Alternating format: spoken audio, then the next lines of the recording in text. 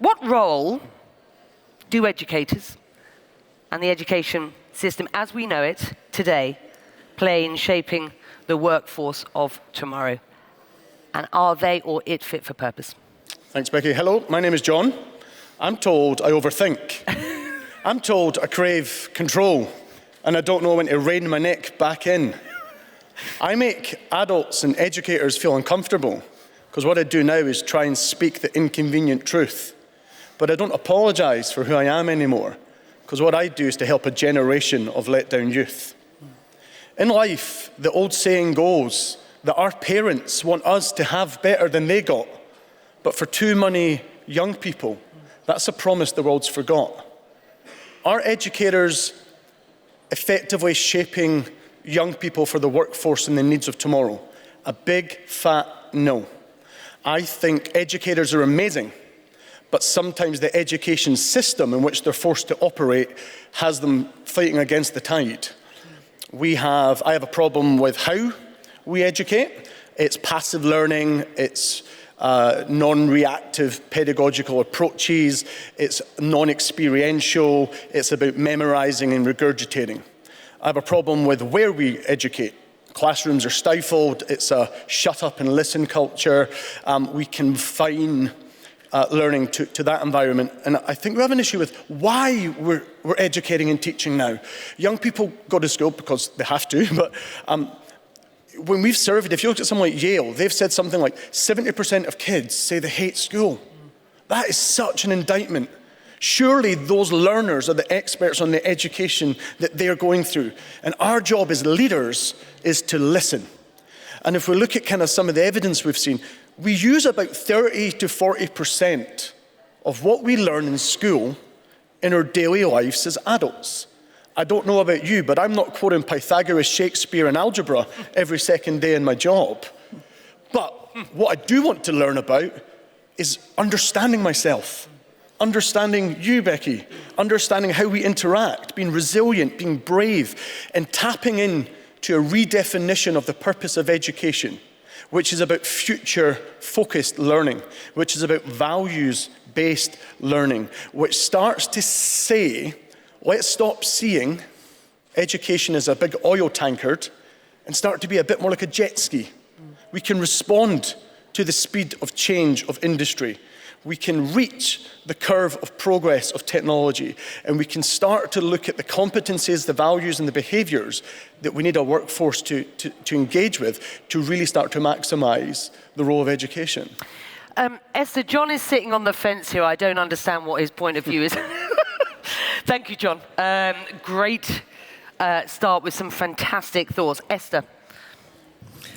First of all, thank you very much for inviting me. I'm very happy to be here in Dubai. It's amazing. I have gotten the nickname the Godmother of Silicon Valley.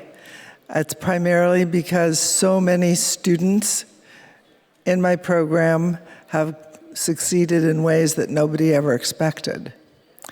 And I founded a media arts program at Palo Alto High School that started with 20 kids in 1984, and today it's the largest media program in the United States with over 700 kids.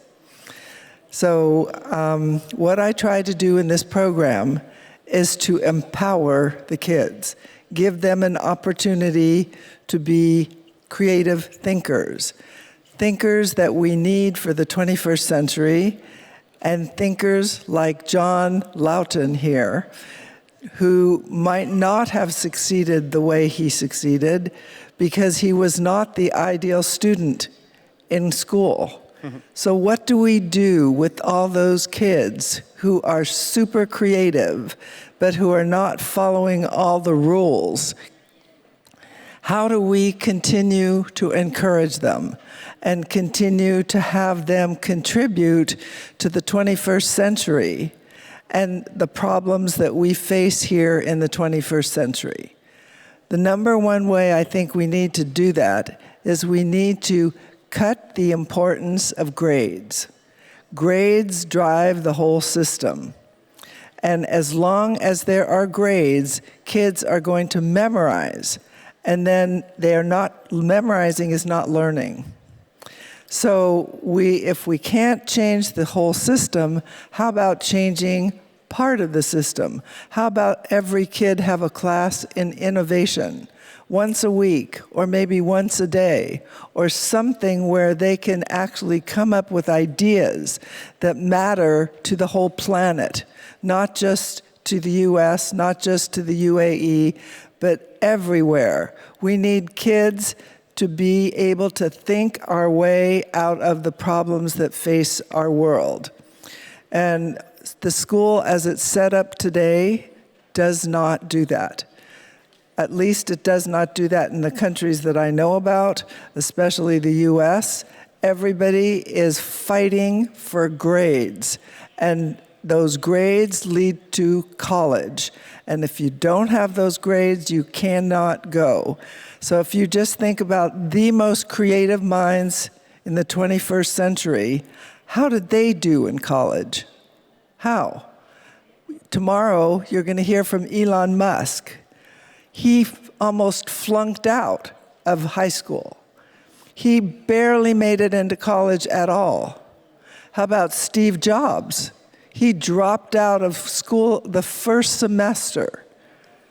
How about just about all the other people that you can think of that are creative in the 21st century who are leaders were not great students in school. So, Esther, what is it about those great leaders that you believe makes them or made them so great? Is this about empowering? And if so, I mean, you've got personal experience. You've authored a book about how to raise successful people. You have 3 highly successful girls yourself. What's your personal experience? Because I assume they did go through a relatively regular education system.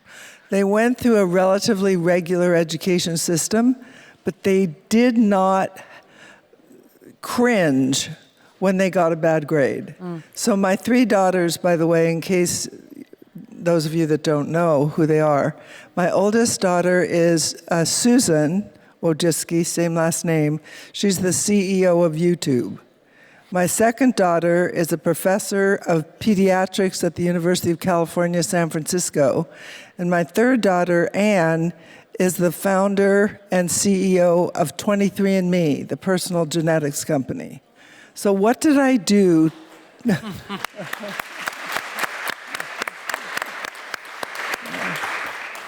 Thank you.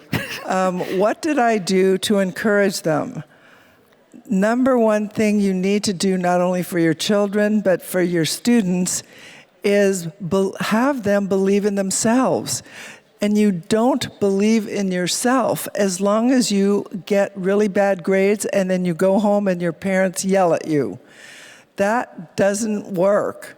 So you have to always say to your students or to your children, do it again, revision. That's what I have in my program. I have 12 publications now, all produced by 14 to 18-year-olds, all ranked at the top of the United States. All those kids are producing it because they get to revise. Just ask yourself, were you allowed to revise in school? It'd be interesting to see how many of you got to revise. We learn through error. And then we can do it again and make it better. We do it over and over again until it gets better and better. And I also knew Steve Jobs years ago, and his daughter was in my class. He put her in my journalism program. And he was talking all the time about phones in your pocket. That was in the 1980s and 90s. And I thought personally, he was crazy. You know, the phone in your pocket? I stayed home and waited for a phone call. Everybody did, right? And he's like, you're going to have a phone in your pocket. It's like, okay. But I just want you to know, he did it over and over and over again until he got it right. And so, you know, he believed in himself. He was passionate in doing what he wanted to do. And we need more kids like that. We need more kids like John. And we need more kids like your next speaker, Matt Dalio. I'm telling you, we need more students everywhere, can be here in the UAE, can be every place in the world, who believe in themselves are going to come up with projects that matter for all of us. John, this is, thank you, this is about empowerment, isn't it, at the end of the day? I mean, it's about empowerment, you know, but I guess the audience here, you know, would like to hear from you about what you believe those keys are. What are the keys to empowering youngsters at this point? I think it was touched there. It's about giving young people the conditions to have the audacity to believe in themselves. So many people are born into a circumstance or a society or a system where just because of who they are, they feel lesser than, because of who they pray to, or the parentage, or the postcode or zip code they're born into, or the color of their skin, or their perceived gender, or whatever. And that education system follows. I'm actually a bit bored of talking about a school system. Education and schools are not the same things. I didn't find myself through school. I found myself in spite of school. My learning came from life, come from being exposed to entrepreneurs, being exposed to dreamers in the community who were activists, those spicy, flavoursome, exciting, rogue adults who listen, who respect you. The power of listening to a young person should not be underestimated. And in school, that doesn't happen. What we need is an ecosystem, not a system. I run a school now. I set it up, I went back to the community I'm from, and I've had hundreds of kids come through a school, if you want to call it that, and help them change their lives. They've been on drugs, they were fast-tracked into prison, their parents didn't work, they were living down to the lack of expectation. So what we're doing is disrupting a demographical highway. And I think the best way to inspire young people is to put them around inspiring people who can share their story. I've spoken in, I think, 60 countries to more than 1 million people face to face. And I never talk about my successes. I talk about where I screwed up, where I failed, where I got it wrong. And normalizing that is really important. So often we put successful, impressive, or powerful people on stages. I remember seeing that. I felt worse because they were like that. And I was down there. But what we need is pathways. And to look at a learning ecosystem more than a school system. My school now that we run has no teachers in it. It has no classrooms. There is no curriculum. There's some basic elements that I think could be really innovative in how we start to redefine the paradigms of the purpose of learning. Young people can choose to attend. That changes the agency. They're co-producers in the system. Imagine an environment where we said, we're all working together to solve this problem, versus, shut up, here's what I'm going to tell you, it's in the book, and I'll ask you at the end. I know which team I want to get my profits up, to solve my problem, to inspire my team. So I think activating young people as resources to solve real-life programs that is part of the journey of human progress, whether that's the refugee crisis, climate change, broken political discourse. I think they need to be the heart of it and real through experiential learning. And that's super important. And then in turn, representation matters, having different people in positions of authority. I always say to young people, who you surround yourself with is critical. If you imagine your brain is a bit like your stomach, what are you feeding it? What are you eating?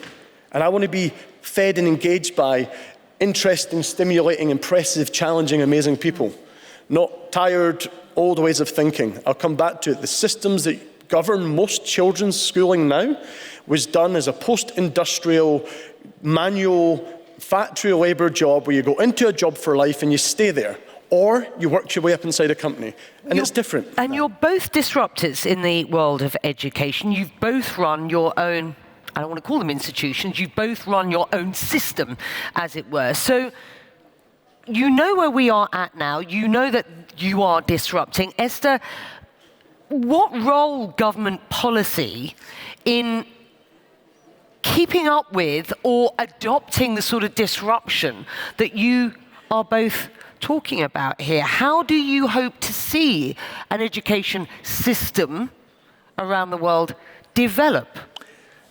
The government plays a huge role. And years ago, I used to think the teachers could do it on their own. They can't do it on their own. The teachers have to obey the rules set down by the school board, set down by the administration. And if they don't obey those rules, then they get fired. So they have to obey. In order to change the system, it's going to come from the legislatures. It's going to come from the government. We can't change the system any other way, I'm sorry to say.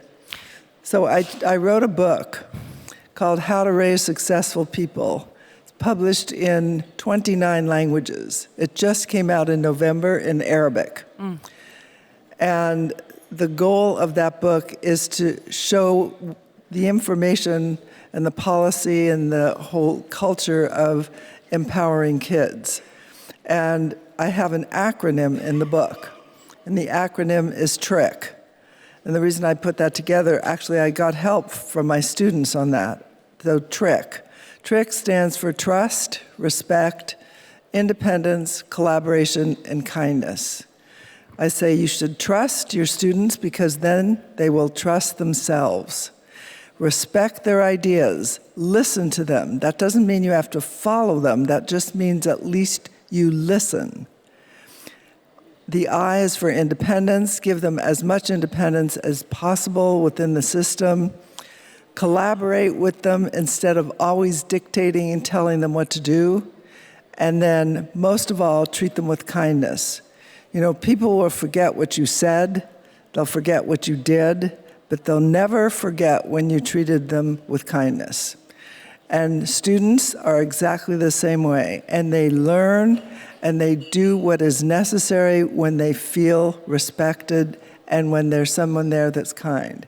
So I think the government needs to support systems that encourage kids to be independent thinkers and encourage kids to be respected. What are your ideas? We should ask them. You know, I just want to know, probably here in the UA, when do teachers ever ask students what they think about whether they're teaching correctly or whether they have any ideas that could make class better? Anything. Most teachers don't ever ask anything like that. I don't know, maybe in John's school they ask it. But, you know, the program I'm involved in, we ask them all the time. And people always ask, like, why were teenagers wanting to learn to write? In most schools, they want to run away from a class like that. The answer, yeah? What's amazing is when you ask a young person a question, I've never, in any country I've worked in, see them fail to answer bigger than the question was, and to fill that space and to maximize it and to let their mind go. I think the young mind thinks differently. I think there's a recipe, an ingredient missing if we don't engage them. Is this something that's peculiar to this generation, though? I just wonder, because I'm also interested to hear from both of you how long we have before you genuinely believe we're leaving a generation behind here. I think it is this generation, and just let's face it, where do you get the answers today? Every single one of you has one of these in your pocket. It's called your cell phone. We get a lot of answers online, and we don't have to go to a class and listen to a teacher talk about it anymore, and we don't have to go to the library and check out a book about it. We can get it like in 2 minutes if you know how to search. And so those young people, you think that they don't know how? They know how too. So we need to take advantage of that, the way that they learn. And right now we're squelching it. You know, there are countries in the world where cell phones are banned in school. It's like banning cars on the highway. Sorry, you can get into an accident or a problem, you shouldn't drive. What do you want to see happen today, this year, and in 10 years' time? I mean, when you consider what you've learned and where you want to see the opportunity for our youngsters in the future, what do you want to see happen first? Esther. Well, first I would like to see at least one class in every school called innovation or creativity or something, one class where kids can spend an hour a week or 2 hours a week coming up with ideas, working collaboratively, They should learn how to communicate well, collaborate well, think critically, and be creative. All of those, the 4 C's. And right now, you don't learn any of those in your regular school. I mean, how do you learn to collaborate when you all sit together in rows and then you can't talk to the person next to you? As a matter of fact, when you work together with the person next to you, up until 2005, any kind of collaboration was called cheating. So at least today, we don't call it cheating anymore, thank God, but we still make them all sit quietly. How would you like this conference, by the way, if none of you could talk to each other afterward? How's that? Try school. That's just what it's like. John, you've said that you've spoken in, 60 countries around the world. What have you learned? Where have you found great inspiration? And the same question, I want to know, what you want to see happen next, because you make a really good argument as to why it is that you believe that the education system at present isn't fit for purpose. Yeah. So what? Great. Always the people that impress me are never the big fancy people on the stages. It's never the people with the titles or the access. Those that have the audacity to dream big, even when every day's been small, are the ones that inspire me. And usually it sits in the minds of young people, inside the minds of women, inside the minds of people who almost feel the most grateful to be around the table. And I say to young people, fight and fight and fight. Believe in yourselves, ignore the haters, and get round that table. Because if you're not round the table, your rights are on the menu. And that's super important. And I myself am a bit of a black box of coming through poverty and trying not to crash. And I need to use the poverty in my past as the pedagogy of my passion. There's a lot of P's, alliteration. I listened in English class once to change that. But what do I want to see happen shorter term? I'd love today for us all to realize that thinking about a redefinition of the purpose of education is no longer disruptive or radical. That needs to be accepted. We need to follow the evidence. We know that soft skills, interpersonal skills are critical. We know that if you speak to the ILO, that's what businesses are screaming out for. You hear that time after time. In a year, what would I like to see? I'd like to see a statutory legal mandate in every single country that every child has access to their basic human right of an education that is fit for purpose. If we want to smash Goal 4, I think, of the SDGs around education, then we need to start to think one size fails many. And that formalized, academic-based, grade-regurgitating schooling system fails a generation. And we know that it's the most excluded or fragile or vulnerable that miss out. People that grow up in poverty or deal with trauma, that is an absolute trigger to sit in that environment and be expected to thrive long term when every adult around them. I have a kid who comes into my alternative school every day they're meant to be in, and he will F and C and swear and curse. And we go, stop swearing, stop swearing. And in a normal classroom, you get kicked out. He's the kid we need to pull closer, not push away. But every other adult in his life is swearing. So what are we normalizing? And I think long term, what I want to see happen is we talk about a learning ecosystem that is based on values, future focused. It connects the education system with the needs of industry, and that every young person accesses the right pathway for them. It's not about school, college, university. I think the degree model is broken. It doesn't work. It would be decommissioned in a business. You wouldn't run it as a graduate program. It is about a holistic experiential program that doesn't just feed the mind, but feeds the heart, moves away from grades and starts to respond to the evidence. I think that's how we start to build a workforce that's not just going to get through tomorrow, but lead it, thrive in it, and maximize the capacity of human potential. John Loughton and Esther Wojcicki, thank you very much indeed. Your first panel is complete. Thank you. Inspiring stuff. Inspiring stuff.